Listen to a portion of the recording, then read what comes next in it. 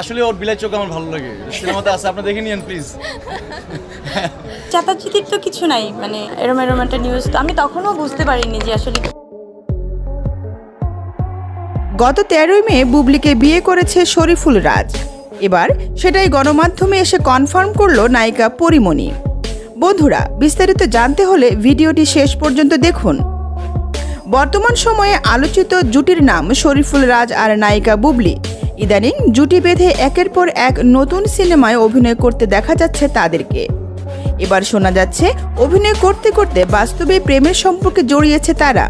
আর সম্পর্কের পরিণতি ঘটাতে গত 13ই মে গোপনে নাকি বিয়েও হয়েছে রাজ বুবলির, যেটা বিভিন্ন সংবাদ পত্রিকার প্রধান হেডলাইন হয়েছিল কিছুদিন আগে। এবার তাদের এই গোপন বিয়ে নিয়ে কথা বলল শরীফুল রাজের প্রাক্তন স্ত্রী পরিমণি। রাজ বুবলির বিয়ে সম্পর্কে পরিমণির কাছে জানতে চাইলে পরিমণি সরাসরি কথা বলেন। পরিমণি জানায়, ফেসবুকে দেখেছি তাদের বিয়ের খবরটা, এর বাইরে তেমন কিছু জানি না, তবে খবর নিয়ে জানতে পেরেছি বিষয়টা সত্য। অল্প কয়েকদিনের প্রেমেই বুবলিকে বিয়ে করেছে রাজ, দেখি তাদের সংসারটা কতদিন টিকে থাকে।